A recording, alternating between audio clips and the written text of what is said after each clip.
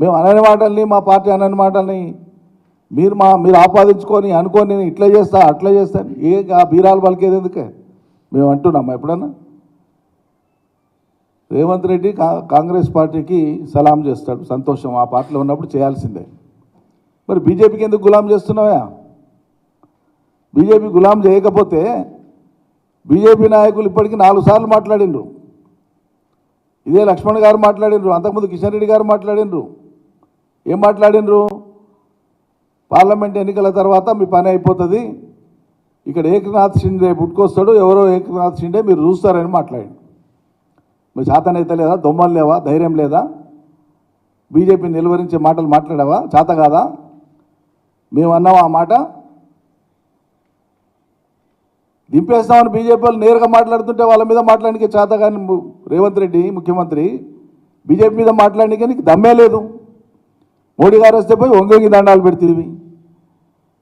మీ party వాళ్ళే ఆఖరికి నిన్న మొన్న మీడియాలో చూస్తున్నాను, బహిరంగంగానే మీ పార్టీ నాయకుడే ఒక ఆయన ఆది నుంచి కాంగ్రెస్లో ఉన్న నాయకుడు, అచ్చ కాంగ్రెస్ నాయకుడు, ఎన్నికలు వారంలో నోటిఫికేషన్ వచ్చే ముందర మోడీ గారి సభలో ఎట్లా పాల్గొంటాడు ముఖ్యమంత్రి అని చెప్పి ఆయన బహిరంగంగానే ఆక్షేపణ ఆన్ రికార్డు వచ్చి మాట్లాడాడు.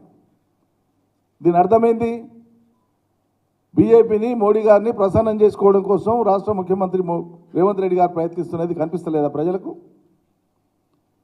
మాట్లాడని బీఆర్ఎస్ మీద కేసీఆర్ మాట్లాడి ఒకనాడనప్పుడు అని చెప్పిండా నీ సర్కార్ను ముట్టుకుంటామని దించుతామని? ఏంటిగా ఆ అలజడి ఎందుకు అసలు? బ్రహ్మాండంగా చేయి.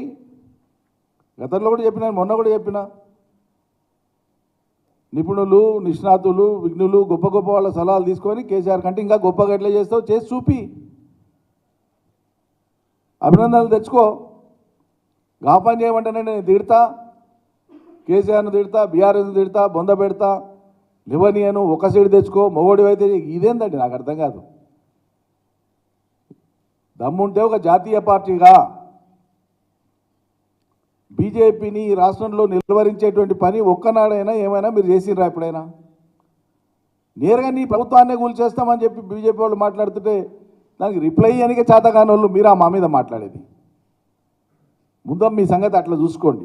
మీకు వచ్చిన అవకాశాన్ని సద్వినియోగం చేసుకోండి, ఇచ్చిన హామీలను అమలు చేసే ప్రయత్నం చేయండి, ఈ నోటి దూల బంద్ చేయండి.